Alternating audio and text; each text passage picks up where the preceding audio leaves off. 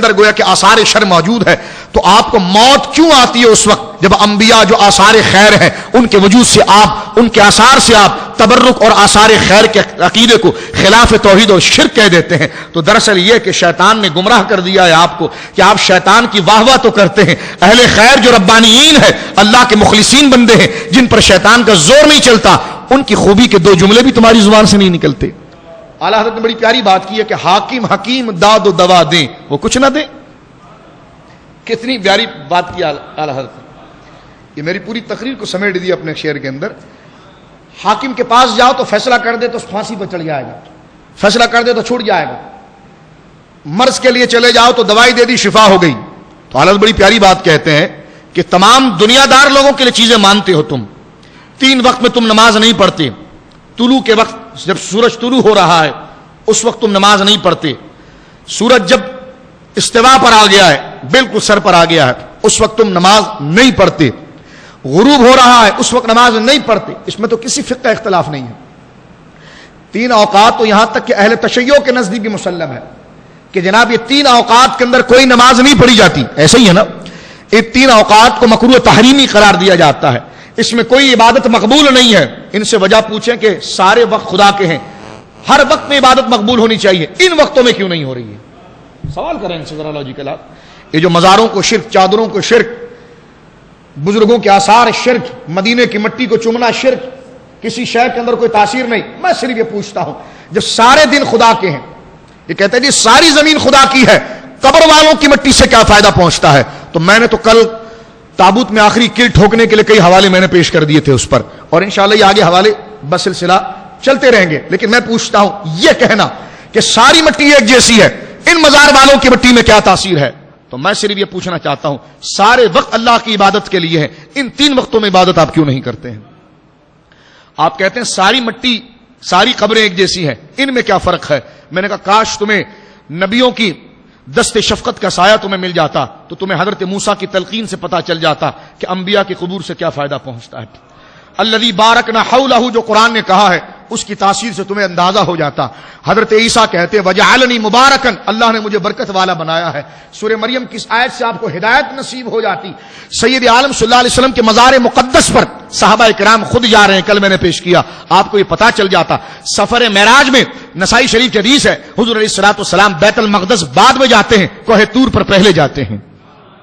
جہاں پر حضرت عیسیٰ پیدا ہوئے ہیں ان کی پیدائش گاہ پر پہلے جاتے ہیں، وہاں 2 رکعت نماز خود ادا کرتے ہیں۔ میں پوچھتا ہوں جب ساری جگہ ایک جیسے ہیں، ہر بچے کی پیدا ہونے والی جگہ ایک جیسی ہے اور ہر جگہ کی ایک ہی تاثیر ہے، تو میں پوچھتا ہوں جبرائیل نے حضور کو مسجد اقصی میں لے جانے سے پہلے، نسائی شریف کتاب الصلاۃ کی انتہائی صحیح حدیث ہے، تو انہوں نے حضور کو مسجد اقصی لے جانے سے پہلے اس جگہ پر کیوں لے گئے جہاں پر جس پتھر پر حضرت عیسیٰ پیدا ہوئے تھے، اور کہا کہ حضور یہاں پر 2 رکعت نماز ادا کریں کیونکہ یہ وہ آثار ہے جہاں پر حضرت عیسیٰ پیدا ہوئے تھے۔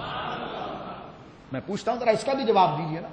آپ کا کام صرف مسند رشاد پر بیٹھنا ہے تو الحمدللہ دین کا دفاع رکھنے کے لیے، آپ کی زبان کو گدی سے کھینچنے کے لیے الحمدللہ ہر مسلمان بھی مستعد ہوتا ہے۔ وہ اپنے نفس کے لیے نہیں ہوتا، اپنے محبوب کے ناموس و عزت کے لیے ہوتا ہے۔ میں پوچھتا ہوں کہ تمام پہاڑیاں ایک جیسی ہیں تو پھر کوہ طور پر سید عالم کو کیوں لے جایا گیا؟ ہر جگہ ایک جیسی ہے، ارے سارا حرم مقدس ہے، کیوں قرآن کہتا ہے وَاتَّخِذُوا مِن مَّقَامِ إِبْرَاهِيمَ مُصَلًّى کہ جہاں ابراہیم کے قدم لگے اسی جگہ پر نماز پڑھنا؟ یہ قرآن بات کیوں کرتا ہے؟ تمام کائنات کے مظاہر جو ہیں وہ اللہ رب العالمین کی نشانیاں ہیں، کیوں خدا کہتا ہے ان الصفا والمروہ من شعائر اللہ؟ یہ صفا مروہ کے چھوٹے چھوٹے ٹیلے جو ہیں یہ ہماری نشانیاں ہے۔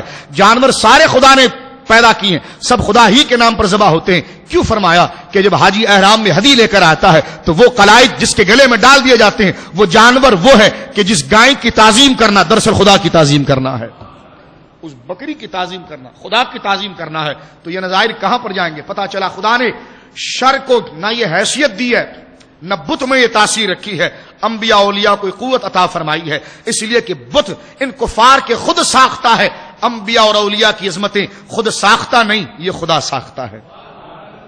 ان کو عظمتیں کسی مقرر نے اپنی تقریر کے جوش میں اور دھن میں نہیں پیش کر دی، یہ کسی شاعر نے مبالغے کے اندر نہیں بات کر دی، یہ وہ ہے جو قرآن میں موجود ہے، یہ وہ جو سنت میں موجود ہے، سرکار علیہ الصلوۃ والسلام کے تمام آثار میں موجود ہے۔ میں نے پہلے بھی آپ کو بتایا، حضور جب طواف کرتے تو رکن یمانی اور رکن اسود کا بوسہ لیا کرتے تھے۔ میں نے کہا پوچھو نا حضور سے کہ سارے کعبے کو نہیں چومتے ہیں، رکن یمانی اور رکن اسود کو کیوں پوچھتے ہیں؟ خود میری ماں حضرت عائشہ کو سرکار نے فرمایا، عائشہ اس لیے کہ یہ دو رکن وہ ہیں جسے ابراہیم نے بنایا تھا۔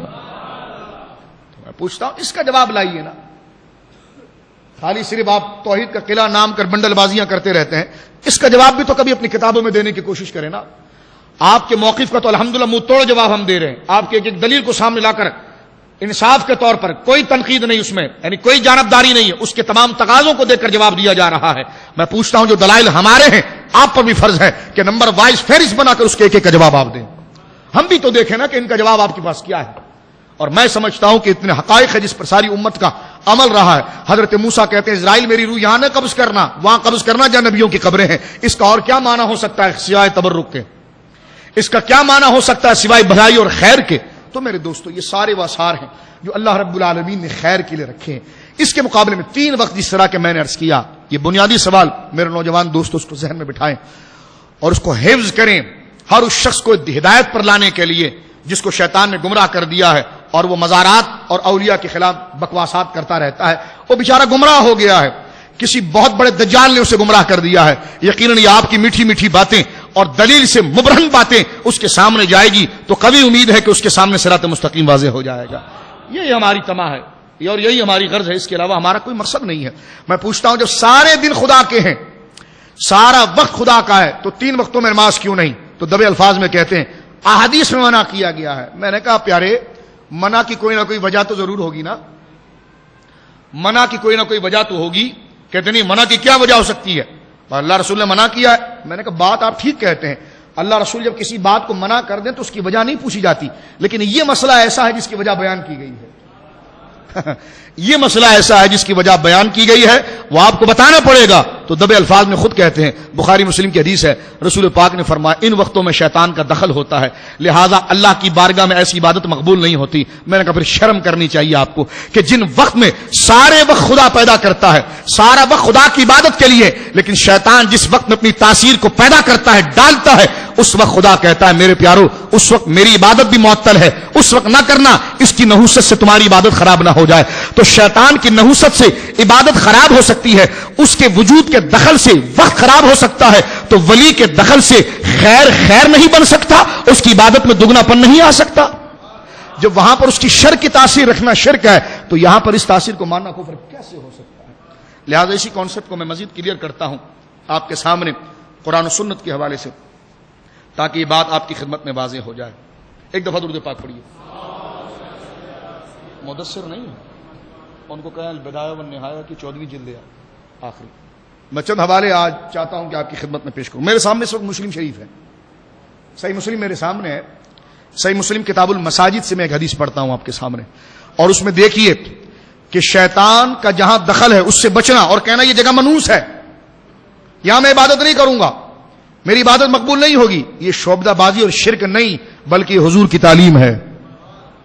جب حضور کی تعلیم سے یہ پتا چل جائے کہ شیطان جس جگہ پر پاؤں رکھ دے وہ جگہ منحوس، یہ حضور کی تعلیم سے ثابت ہوگا، ابھی میں پڑھوں گا حدیث، تو پتا چلا جس جگہ پر شیطان پاؤں رکھ دے وہ جگہ منحوس، پتا چلا جس جگہ پر اہل خیر قبر میں آرام کرے وہ جگہ برکت کا باعث۔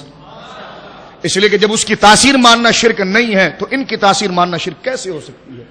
اور یہ بتا دو بھائی تم کس پارٹی کے ہو، یہ بھی واضح کر دو کہ شیطان کے لیے تو ساری باتیں تم ممبر پر مان لیتے ہو، ولیوں کے لیے تمہارا کلیجہ منہ کو آتا ہے، تو یہ بات کر دو کہ پگڑی پہن کر داڑھی رکھ کر کلمہ پڑھ کے تم ووٹ کس کو دینا چاہ رہے ہو اور کس برادری کے ہو، کس پارٹی کے ہو، واضح کرو۔ اس لیے کہ تم اپنے پارٹی تو نام کچھ اور کہتے ہو کہ ہمارے 2 اصول اللہ اس کے رسول، لیکن تمہاری باڈی لینگویج بتاتی ہے کہ تمہاری پارٹی رحمانی پارٹی نہیں، یہ تو سارے تم شیطان کو سپورٹ کر رہے ہو، کیونکہ تمہاری تقریروں میں شیطان سے بچتے رہنا، وہ گمراہ کر دے گا، یہ کر دے گا۔ اب جب شیطان گمراہ کر سکتا ہے تو نبی ہدایت نہیں دے سکتا؟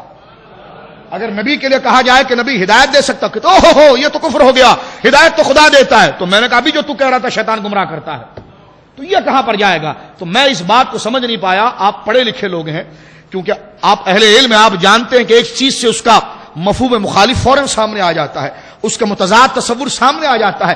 ارے بھائی جب شر میں تاثیر ماننا شرک نہیں ہے تو اس کا مفہوم مخالف سامنے آ گیا کہ پھر خیر میں ماننا بھی شرک نہیں ہے، اور خیر میں ماننا تو بدرجہ اولا شرک نہیں ہے کہ خدا تو خیر، خدا کی قدرت جو ہے وہ خیر کی سپورٹ کرتی ہے، شر کی سپورٹ تو نہیں کرتی ہے۔ تو سارا تو تم نے مان لیا اختیار شیطان کے لیے، اور پھر تم کتاب لکھ مارو توحید کا قلعہ۔ تو یہ توحید کا قلعہ کس کا ہے، اور یہ کون سی توحید ہے بھائی؟ اس میں رحمانی قوتوں کو تو تم تو وہاں پر نبیوں کو مجبور محض ثابت کرتے ہو، نبیوں کو پتھر کی طرح ثابت کرتے ہو، نبیوں کو نہ جانے آپ کس کس طریقے پر گویا کہ ثابت کرتے ہو۔ اللہ اکبر۔ تو یہ کیا کہا جائے اس بارے میں، اور اس بارے میں کیا مغلظات کا کیا جواب دیا جائے؟ آپ ایک عقل مند آدمی اس بات کو سمجھتے ہیں۔ میں اس وقت مسلم شریف کی حدیث آپ کی خدمت میں گویا کہ پڑھنا چاہتا ہوں تاکہ یہ بات واضح ہو جائے۔ میرے آقا علیہ الصلوۃ والسلام جب خیبر پر گئے، غزوہ خیبر جب ہوا، خیبر فتح ہوا تھا، خیبر کے فتح ہونے کے بعد سید عالم صلی اللہ علیہ وسلم وہاں سے لوٹے۔ خیبر کا مارکہ بدر احد سب سے زیادہ خطرناک تھا، اس لیے کہ وہاں پر یہودی پوری طاقت کے ساتھ تھے، وہ قلعوں کے اندر تھے، مسلمان زمین پر تھے۔ زمین کا بندہ قلعے والے کو کیسے مارے گا؟ یہ حضور علیہ الصلوۃ والسلام کی جنگی حکمت عملی تھی جس کی وجہ سے سارے قلعے فتح ہو گئے۔ وہ ایک تفصیلی واقعہ ہے، آپ ہمیں درس سیرت میں جا کر وہاں پر خیبر میں سن سکتے ہیں ساری تفصیل اس کی۔ میں صرف عرض کرنا چاہ رہا ہوں کہ میرا آقا علیہ الصلوۃ والسلام تقاضے بشریت کے اعتبار سے جسم بہت تھک گیا، صحابہ کرام بھی تھکن سے چور چور تھے۔ آقا نے فرمایا نہیں، رات نہیں رکتے ہیں، چلو واپس۔ شام کا وقت تھا، صحابہ کہتے ہیں ہم وہاں سے روانہ ہو گئے۔ جب روانہ ہوئے تو حضرت عمران بن حسین رضی اللہ تعالیٰ عنہ اس کے راوی ہیں، حضرت عمران بن حسین اس بات کو بیان کرتے ہیں، میں اس کا خلاصہ ہی آپ کی خدمت میں پیش کروں گا۔ مسلم شریف کتاب المساجد کے اندر گویا کہ یہ روایت موجود ہے جو میں آپ کی خدمت میں پیش کرنا چاہتا ہوں۔ ذکر یہ کیا جاتا ہے کہ حضرت عمران بن حسین کہتے ہیں کہ سید عالم صلی اللہ علیہ وسلم اپنے کجاوے میں، اونٹ کے کجاوے میں تشریف فرما تھے، اور صحابہ رسول کہتے ہیں کہ میں حضور علیہ الصلوۃ والسلام کے ساتھ گویا کہ اسی وقت سرکار علیہ الصلوۃ والسلام کے ساتھ آپ کے کجاوے کے اندر، سواری کے اندر حضور علیہ الصلوۃ والسلام کو سہارا دے کر گویا کہ میں بیٹھا ہوا تھا، اور سید عالم صلی اللہ علیہ وسلم سفر کی تھکن کی بنا پر تقاضۂ بشری کے اعتبار سے سرکار کو اونگ آتی تھی، یہاں تک کہ سرکار علیہ الصلوۃ والسلام نے میرے سینے پر اپنی پشت لگا دی، اور سرکار علیہ الصلوۃ والسلام گویا کہ محو استراحت ہو گئے۔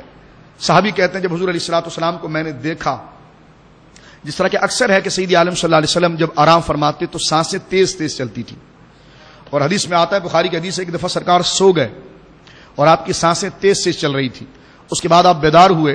یہ سب لفظ میں بظاہر آپ کو سمجھانے کے لیے عرض کر رہا ہوں۔ حضور جب بیدار ہوئے تو صحابہ کرام سے کہا کہ نماز کا وقت ہو گیا، کہاں؟ تو حضور نے وضو نہیں فرمایا بلکہ اسی طرح نماز پڑھائی ہے۔ اور یہاں سے علماء نے تمام مسئلہ لکھا ہے کہ حضور اگر سو کر اٹھیں اور وضو کر لیں تو یہ استحباب ہے، اور دلیل بنتی ہے کہ وضو کر لینا چاہیے، لیکن حضور گویا کہ وضو نہ فرمائیں تو یہ آپ کی تخصیص اور آپ کے تخصص میں سے ہے، اور حضور علیہ الصلوۃ والسلام کی خاصیت میں سے ہے کہ سرکار علیہ الصلوۃ والسلام اگر سو جائیں اور سانسیں